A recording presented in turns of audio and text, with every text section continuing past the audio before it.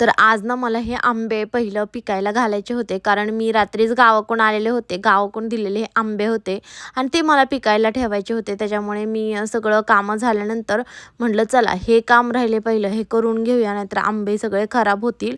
नंतर असे लाईनिंगनी ठेवून दिले, बेडशीट खाली हातरलं आणि व्यवस्थित पिकायला लावून दिले.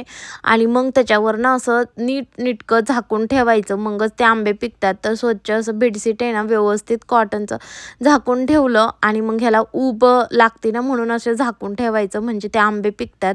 नंतर ते झाल्यानंतर बॅगेतली सगळी कपडे काढली आणि हे कपडे धुतलेलीच होती, फक्त मला आता ते घड्या घालून व्यवस्थित ठेवायची होती. आणि न धुतलेली दुसरीकडे होती, ती दुसऱ्या बॅगेत होते. तर अशी कपडे होती ती घड्या घालून ठेवल्यानंतर संध्याकाळची वेळ झाल्यानंतर सगळी कामं झाल्यानंतर गावाकडून शेंगा आणल्या होत्या, तेच मी भाजत होते आणि इकडं भाजीची तयारी करत होते.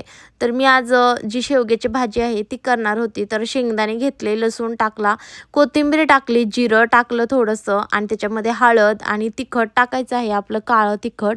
आणि नंतर त्याच्यामध्ये ना थोडंसं मीठ टाकायचं आणि हे सगळं ना असं बारीक करून घ्यायचं आणि खूप छान भाजी होते. तुम्ही एकदा ट्राय करून बघा. आणि हे सगळं तेल गरम करून जे बारीक केलेलं आहे ना ते असं तेलामध्ये परतून घ्यायचं, थोडंसं परतायचं, खूप जास्त नाही. आणि शेवग्याची शेंग पाण्यामध्ये मीठ टाकून शिजवून घेतलेली होती आणि तीच ह्याच्यामध्ये टाकून घ्यायची आणि थोडंसं उकळी आणून द्यायची. खूप छान भाजी लागते, तुम्ही नक्की ट्राय करून बघा आणि खूपच खरंच टेस्टी पण लागते. आणि माझी भाजी इथं तयार झालेली आहे. आणि तुम्हाला हा व्लॉग कसा वाटला कमेंटमध्ये सांगा. तोपर्यंत बाय बाय.